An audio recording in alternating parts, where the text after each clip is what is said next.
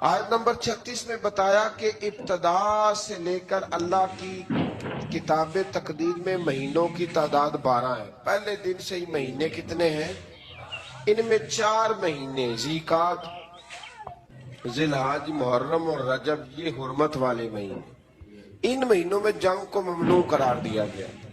کفار جب ان مہینوں میں جنگ کرنا چاہتے تھے تو ان کی ترتیب میں رد و بدل کر دیتے تھے۔ اللہ تعالیٰ نے فرمایا کہ مہینوں کو مؤخر کرنا کفر میں زیادتی۔ یہ 4 حرمت والے مہینے، معنی کیا ہے کہ ان میں جنگ نہیں کی جائے۔ آیت نمبر 38 اور 39 میں فرمایا کہ جب جہاد کے لیے نفیر عام ہو جائے تو سستی نہ کرنا چاہیے، اور جو ایسا کرے گا اس کے لیے عذاب علیم ہے۔ اور تم یہ مت سمجھنا کہ جہاد کا فریضہ صرف تم پر موقوف ہے، تم نہیں کرو گے تو اللہ تمہاری جگہ کسی اور قوم کو لائے گا اور تم کو اس سے بالکل نقصان نہیں پہنچا سکتے۔ آیت نمبر 40 میں سفر ہجرت کے موقع پر غار ثور میں حضرت ابوبکر صدیق رضی اللہ تعالیٰ عنہ کی رفاقت خاص کو ایک شان امتیازی کے ساتھ بتایا ہے، اور اس آیت میں 6 مختلف انداز میں سیدنا صدیق اکبر کا ذکر ہوا ہے۔ آیت نمبر 40 میں اذ یقول لصاحبہ لا تحزن ان اللہ معنا، جب محبوب نے اپنے صحابی سے کہا، جب قرآن مجید نے حضرت ابو بکر کو حضور کا صحابی کہا تو اب جو ان کے صحابی ہونے کا انکار کرتا ہے وہ قرآن کی آیت کا انکار کرتا ہے۔ تو 6 انداز میں حضرت صدیق اکبر کا ذکر کیا، پھر فرمایا کہ اللہ تعالیٰ کلمہ کفر کو پست اور اللہ کا دین ہی سر بلند آئے گا۔ آگے فرمایا جب جہاد کے لیے عام لام بندی کا، صف بندی کا حکم ہو جائے تو پھر جس حال میں بھی ہو تمام وسائل کے ساتھ جہاد میں شریک ہو جاؤ۔ پھر فرمایا کہ منافقین قسمیں کھا کھا کر اور طرح طرح کے بہانے بنا کر جہاد سے بچنے کی کوشش کرتے ہیں، جبکہ سچے مومن دل و جان سے جہاد کے لیے نکل کھڑے ہوتے ہیں۔ مزید فرمایا کہ جہاد سے اعراض برتنا یعنی پہلو تہی کرنا، منہ پھیرنا، یہ وہی لوگ ہیں جن کا اللہ اور قیامت پر ایمان نہیں اور جن کے دلوں میں شک کی بیماری ہے۔ اور فرمایا ایسی تشکیک کے مارے جنگ میں شامل ہو بھی جائیں تو فساد کا باعث بنتے ہو بھی جائیں تو پھر بھی یہ کچھ لوگ نکلتے ہیں نا تو نکلتے کہتے ہیں مشکل کام ہے، یہ ہو سکتا، یعنی ساتھ ایک دوسرے کو بھی وہ کمزور کرتے ہیں۔ فرمایا یہ آ بھی گئے تو پھر بھی یہ نقصان ہی کریں گے۔ اور مجاہدین کی صفوں میں فتنے اور سازشیں کرتے ہیں، اور یہ لوگ پہلے بھی ایسا کرتے رہے ہیں۔ منافقین کا شعار یہ ہے، طریقہ یہ ہے کہ جب مسلمانوں کو کوئی بھلائی پہنچے تو اس پر کڑتے ہیں، اور اگر مسلمانوں کو تکلیف پہنچے تو خوشی سے کہتے ہیں کہ ہمیں تو یہ نتیجہ پہلے سے پتا تھا۔ اللہ اکبر، اس لیے ہم نے احتیاط سے کام لیا، سوائے اس کے جو اللہ نے ہمارے لیے مقدر کر دی ہے، اور فتح ہو یا شہادت دونوں صورتوں میں ہم ہی کامیاب ہوں گے۔ قرآن مجید فرقان حمید کا 10واں پارہ ہے۔ اللہ تبارک و تعالی نے اس کے شروع میں ارشاد فرمایا کہ کفار پر غلبے کی صورت میں حاصل شدہ جو مال غنیمت ہے اس کا حکم یہ ہے کہ اس کے 4 حصے مجاہدین میں تقسیم ہوں گے، اور جو 5واں حصہ ہے وہ اللہ اور اس کے رسول صلی اللہ تعالی علیہ وسلم کے لیے ہے، اور رسول اللہ صلی اللہ علیہ وسلم کے قرابت داروں میں، یتیموں میں، مسکینوں میں اور مسافروں کے لیے۔ اور یہ کہ اللہ کے رسول کی ثواب دید پہ ہو گیا کہ حضور وہ 5ویں حصے میں سے کسی کو کیا عطا کرتے ہیں۔ میرے نبی کریم علیہ السلام نے کبھی بھی کسی شخص سے کسی چیز کا مطالبہ نہیں فرمایا، اور آپ نے سورہ شورا کی وہ آیت بڑی دفعہ سنی ہے کہ جب صحابہ نے عرض کیا تھا کہ یا رسول اللہ صلی اللہ علیہ وسلم کچھ پیش کرنا چاہتے ہیں تو فرمایا لا اسألکم علیہ اجرا، میں تم سے کوئی اجر نہیں مانگتا الا المودۃ فی القربى، ہاں اگر کچھ کرنا ہے تو میرے قریبیوں سے پیار کرتے رہنا۔ لیکن اس پارے کے بالکل ابتدا میں اللہ نے ایک اصول وضع کیا ہے، ایک بات سمجھائی ہے ہمیں وہ بات یہ سمجھائی ہے کہ مال غنیمت جب آئے گا کفار کے علاقے، ان کے مال، ان کے باغات قبضے میں آئیں گے، تو 5واں حصہ حضور کی بارگاہ میں پیش کیا جائے گا۔ یہ جو کام ہوتا ہے نا دین کا، یہ ہمہ پہلو کام ہوتا ہے۔ اگر آپ کہیں کہ دین کا کام کرنے والا وقت نکال کے تجارت بھی کرے، کوئی نوکری بھی کرے، تو یہ ممکن نہیں ہوتا۔ نبی کریم صلی اللہ علیہ وسلم اعلان نبوت سے پہلے تجارت فرماتے تھے، لیکن بعد میں تو آپ کو وقت دینا پڑتا ہے نا ایک پورا۔ تو پھر صحابہ کیا کرتے تھے کہ مال غنیمت کا 5واں حصہ اللہ کے حکم کے مطابق حضور کی بارگاہ میں بطور نذرانہ پیش کرتے صلی اللہ تعالی علیہ وسلم۔ آج بھی کچھ لوگوں کو یہ دشواری بہت زیادہ ہوتی ہے، بہت زیادہ، کہ دیندار لوگ جو ہیں ان کی تنخواہیں کیوں ہیں، تراویح پڑھانے والے حافظ کی خدمت کیوں کی جا رہی ہے۔ مجھے پچھلے سال ایک دوست نے بتایا کہ ہم نے مسجد میں اعلان کیا ہے کہ قاری صاحب جو قرآن شریف سنا رہے ہیں تو ان کی خدمت کرنی ہے، تو سارے حضرات اس میں تعاون کریں۔ تو ایک صاحب کہنے لگے جی اب یہ قرآن سنا کے بھی پیسے لیں گے۔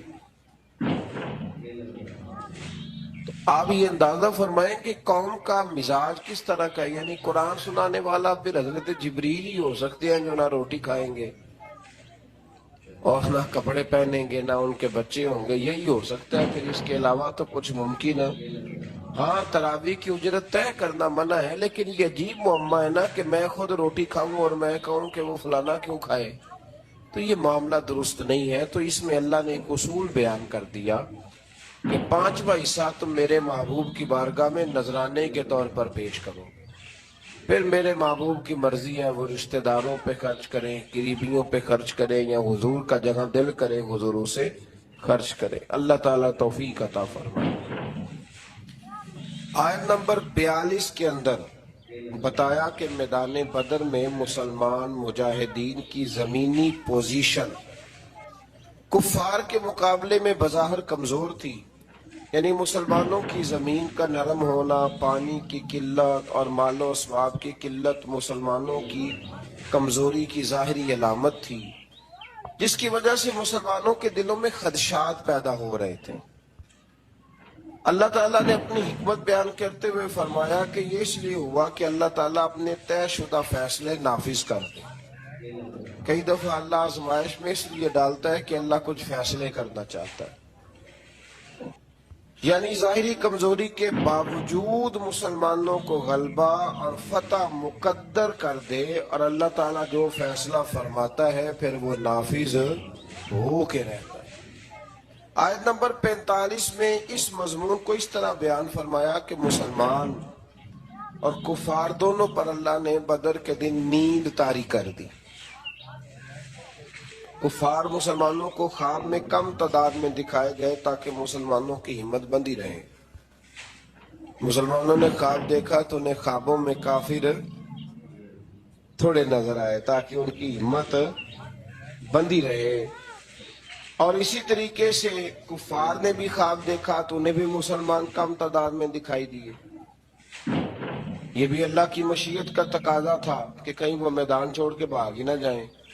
اگر انہیں زیادہ دکھا دیے جاتے خواب میں تو وہ میدان چھوڑ کے بھاگ، انہیں بھی کم نظر آیا اور انہیں بھی تعداد کم نظر آئی، کیونکہ اللہ کی مشیت کا تقاضا تھا کہ بدر میں حق و باطل کا معرکہ برپا ہو کر رہے اور حق غالب آ جائے۔ مزید بتایا کہ جنگ میں کفار کے مقابل ثابت قدم رہو اور اللہ کا ذکر کرتے رہو اور آپس میں جھگڑا نہ کرو ورنہ تم بزدل ہو جاؤ گے۔ مسلمان قوم اس وقت بزدل ہوتی ہے جب آپس میں جھگڑا کرتی ہے، اور تمہاری ہوا اکھڑ جائے گی، اور کافروں کی طرح اپنی طاقت پر اتراؤ بھی نہ اور دکھاوا بھی نہ کرو۔ مزید بتایا کہ شیطان کافروں کو فتح کی بشارت دیتا رہا اور اپنی حمایت کا یقین دلاتا رہا، لیکن حق و باطل کے مقابلے کا وقت آیا تو وہ پھر الٹے پاؤں بھاگ گئے۔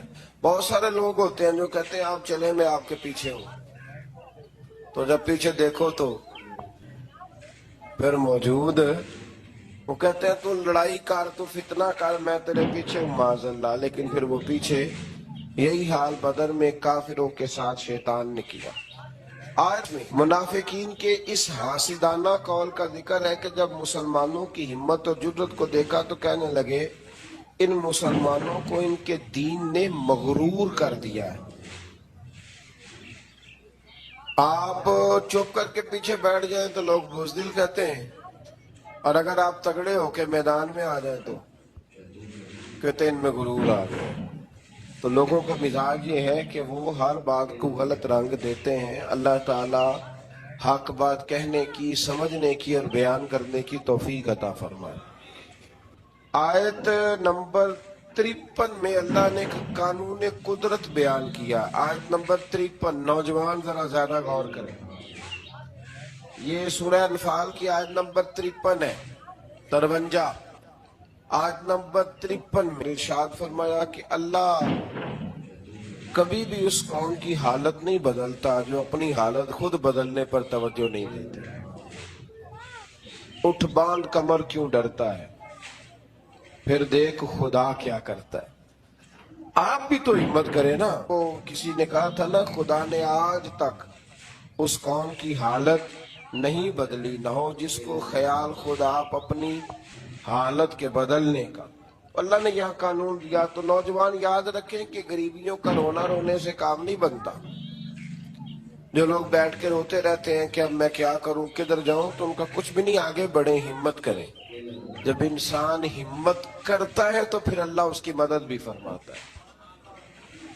आयत नंबर 54 में बताया कि आले फिरौन और पिछली उम्मतें आयात इलाही झुटलाने के जुर्म में हलाक की गई। आयत नंबर 56 से 58 में यहूदी कबाइल की अहद शिकनी यानी वादा तोड़ने और दोबारा उनकी तरफ से खयानत की सूरत में सुलह के मुआहिदे को खत्म करने का जिक्र है।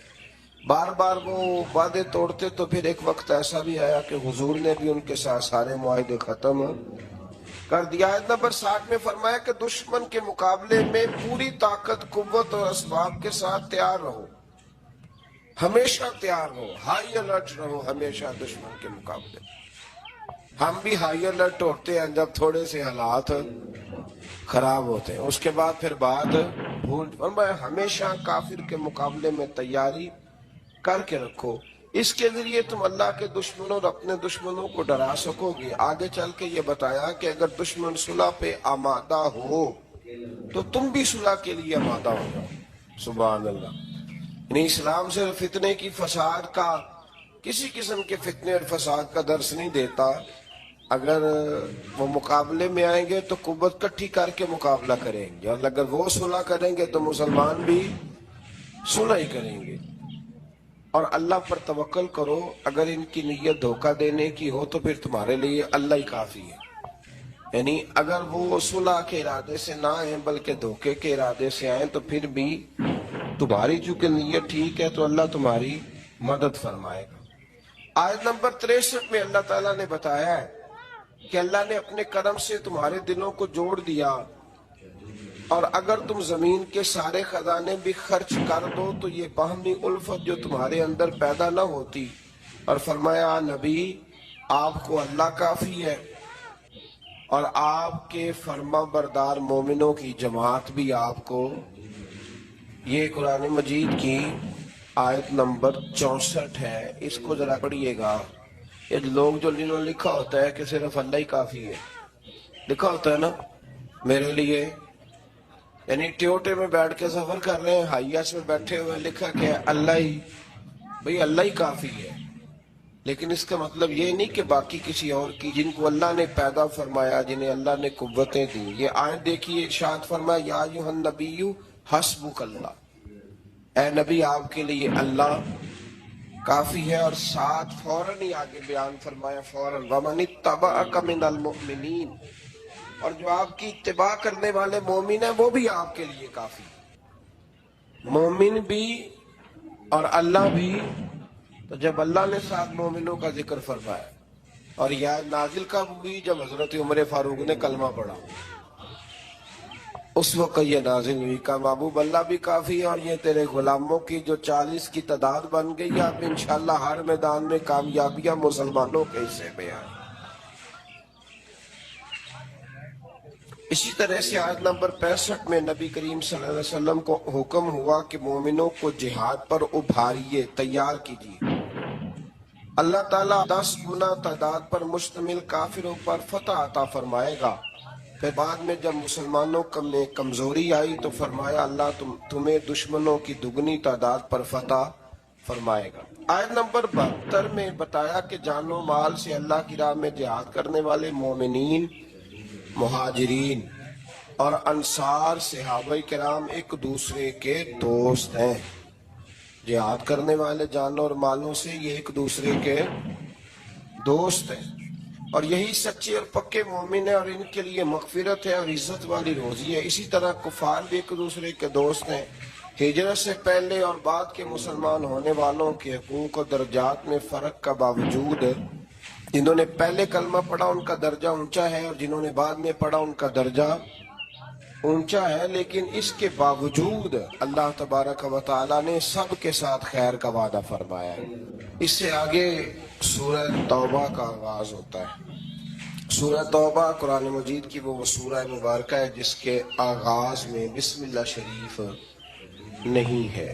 اس کی کئی وجوہات مفسرین کرام نے بیان فرمائی ہے۔ ایک وجہ تو یہ بیان کی گئی ہے کہ اس میں تسلسل ہے سورہ انفال کے مضامین کا، وہی مضامین چونکہ چلے آ رہے تھے اس لیے اس کے اندر اس کو بیان نہیں کیا گیا۔ اور ایک بات یہ ہے کہ اس کے شروع میں اللہ تعالیٰ نے کافر اور مشرک سے اپنی برات کا اعلان فرمایا، کیونکہ بات جلال کی ہو رہی تھی اس لیے بسم اللہ شریف کو شامل نہیں کیا گیا۔ اس سورت کی پہلی آیت میں مشرکین عرب سے برات کا اعلان کرتے ہوئے انہیں مسلمانوں سے فیصلہ کن جنگ کرنے یا اسلام قبول کرنے کے لیے 4 مہینوں کا ٹائم دیا گیا، فیصلہ کر لو ان 4 مہینوں میں۔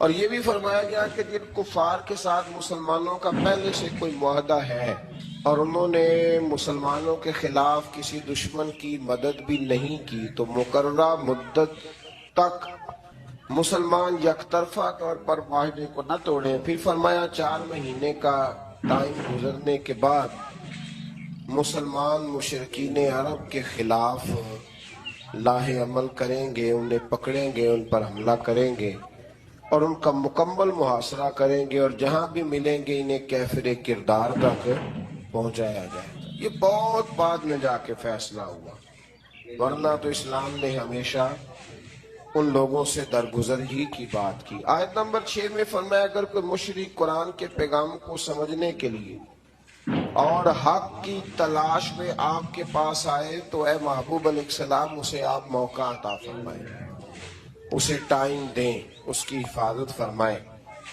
آیت نمبر 8 سے 10 تک میں بتایا گیا کہ کفار مسلمانوں کے ساتھ منافقانہ رویہ اختیار کرتے ہیں، اور ان کی اخلاقی حالت یہ ہے کہ وہ مسلمانوں پر خدا نخواستہ غالب آئیں تو اپنی قرابت داری کا بھی لحاظ نہ کریں گے، وہ نہیں لحاظ کریں گے۔ حالانکہ میرے نبی پاک علیہ السلام نے تو فرمایا جو حملہ نہ کرے ہم اس پر بھی حملہ نہیں کریں گے، تو فرمایا وہ نہیں اس بات کا خیال کریں گے۔ مزید بتایا کہ ان کفار میں سے جو توبہ کر کے ایمان لے آئے اور ان کے تقاضوں پہ کار بند رہے ہیں پھر وہ مسلمانوں کے دینی بھائی ہیں، یعنی ان کے لیے ماضی کی نفرتوں کو دل سے نکال دیا جائے۔ آیت نمبر 12 میں بتایا کہ جو کفار عہد کر کے وعدہ کر کے اپنی قسموں کو توڑ دیں تو پھر وہ کسی اور رعایت کے مستحق نہیں ہے، وہ پہلے بھی رسول اللہ صلی اللہ علیہ وسلم کے ساتھ اس طرح کے وعدہ خلافیاں کر چکے ہیں۔ آیت نمبر 16 میں بتایا کہ مسلمانوں پر آزمائشیں آئیں گی تاکہ سچے مومنوں کا کردار کھول کے سامنے آ جائے۔ آیت نمبر 17 اور 18 میں بتایا کہ کافروں کا شعار مسجد بنانا نہیں، یہ تو ان لوگوں کا کام ہے جو اللہ پر اور قیامت کے دن پر ایمان لائیں اور نماز قائم کریں اور زکوٰۃ دیں اور اللہ کے سوا کسی سے نہ ڈریں۔ آیت نمبر 19 میں فرمایا کہ حاجیوں کو پانی پلانا اور مسجد حرام کی تعمیر اگرچہ اچھے کام ہیں لیکن اللہ تعالیٰ اور یوم آخرت پر ایمان اور اللہ کے راستے میں جہاد کے برابر یہ کام ہو سکتے نہیں۔ ہجرت اور جہاد کرنے والے مومنوں کے لیے اجر عظیم ہے اور صرف یہی لوگ کامیاب ہونے والے ہیں۔ آیت نمبر 23 میں اللہ تبارک و تعالیٰ نے یہ حکم دیا کہ تمہارے باپ دادا اور بھائیوں میں سے جو کفر کو ایمان پر ترجیح دیں ان سے تعلق توڑ لو، اور کافروں سے دوستی کرنے والا ظالم ہے۔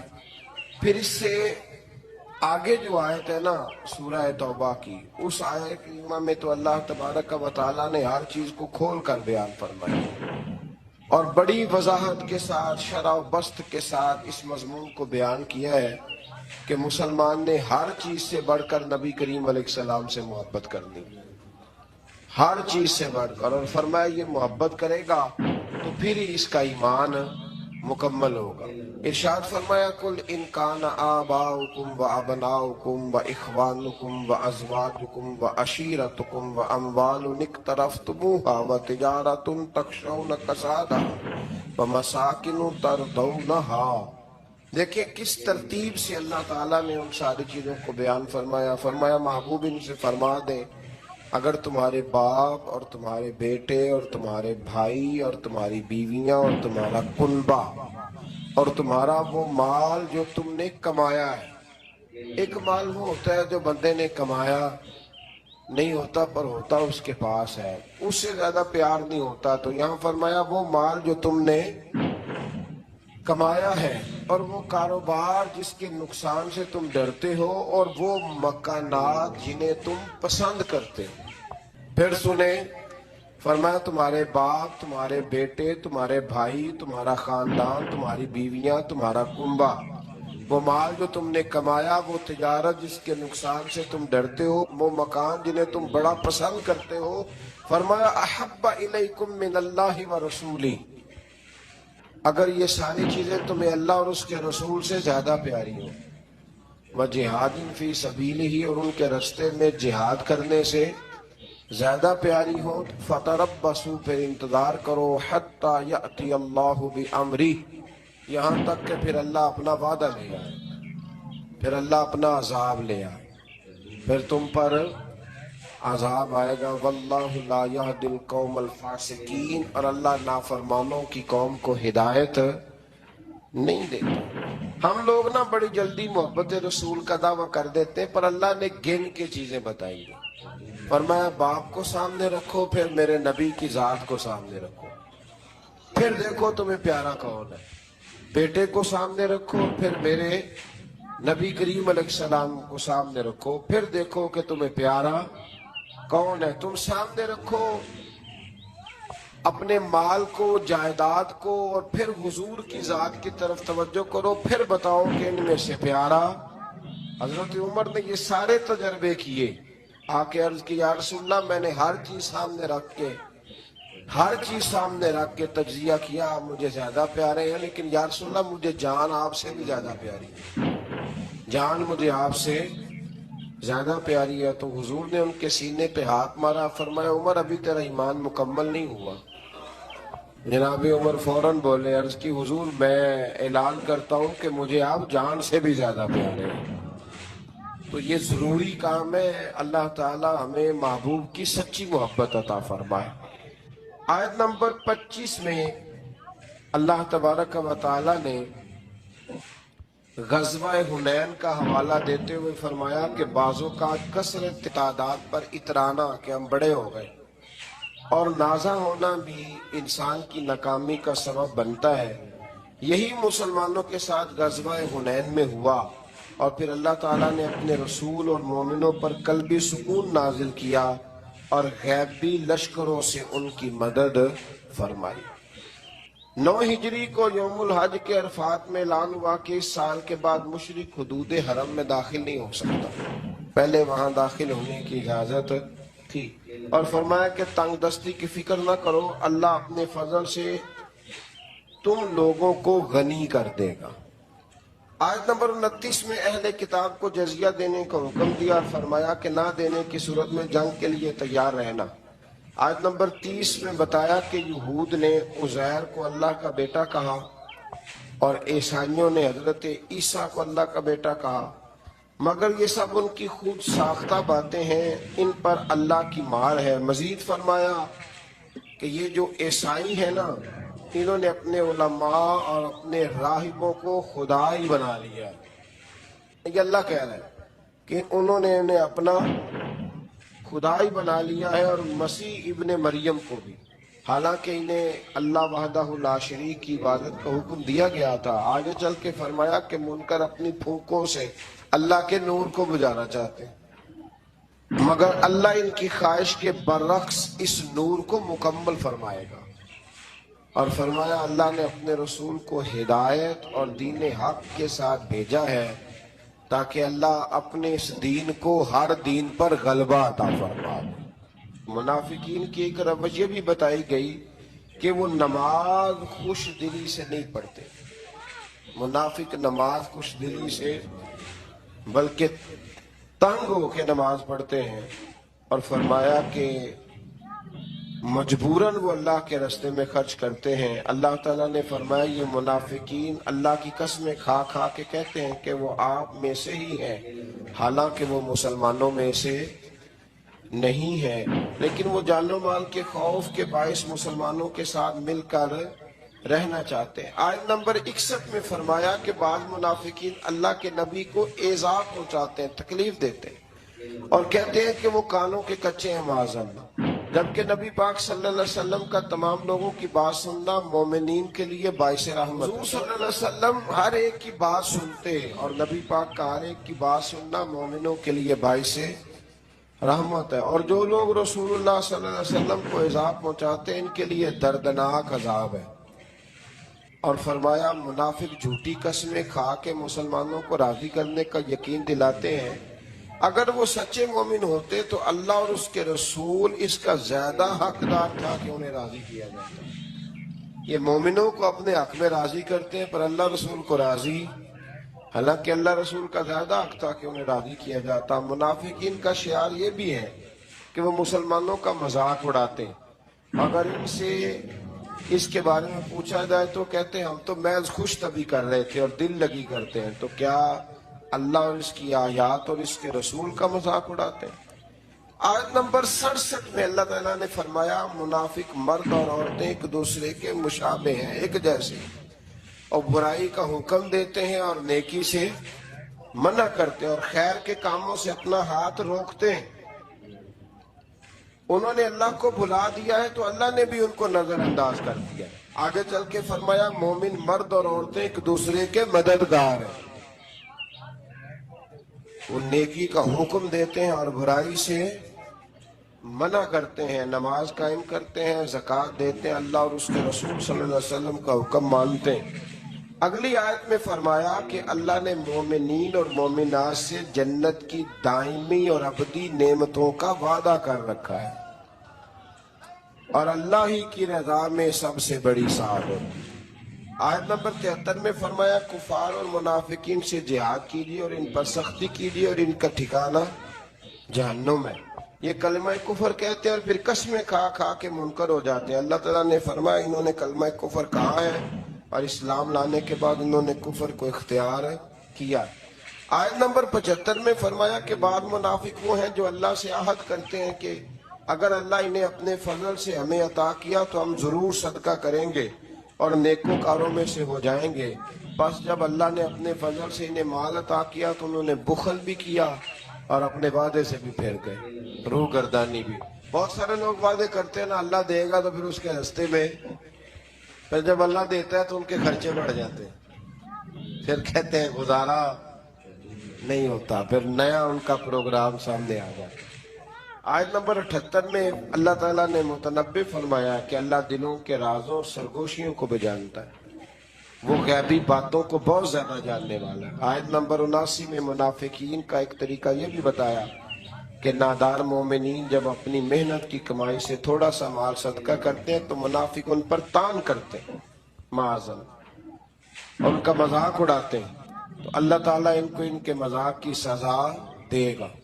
اللہ تعالیٰ نے اپنے نبی پاک علیہ السلام سے فرمایا یہ منافق آپ کے گستاخ ہیں، آپ کا ان کے لیے استغفار کرنا یا نہ کرنا برابر ہے، اگر آپ ان کے لیے 70 بار بھی استغفار کریں گے تو اللہ ان کو ہرگز معاف، کیونکہ یہ محبوب آپ کے گستاخ ہیں، یہ آپ کے گستاخ ہیں۔ آپ ان کے لیے 70 بار بھی استغفار کریں تو کہ یہ بے ایمان آپ کے بے ادب ہے تو اللہ انہیں معافی دیکھ لیں۔ حضور کے بے ادب کے لیے کوئی معافی۔ منافقین کی اس بری خصلت کا ذکر ہے کہ خود تو جہاد نہیں کرتے اور گھروں میں بیٹھے ہیں، ساتھ مسلمانوں کو گرمی کا ڈراوا دے کر انہیں بھی جہاد سے منع کرتے ہیں۔ اللہ نے فرمایا جہنم کی آگ اس سے زیادہ گرم ہے اگر وہ سمجھتے۔ آج نمبر 84 میں نبی کریم علیہ السلام کو منافقین کے کفر کے سبب ان کی نماز جنازہ پڑھنے اور ان کی قبر پر جانے سے ہمیشہ کے لیے منع کر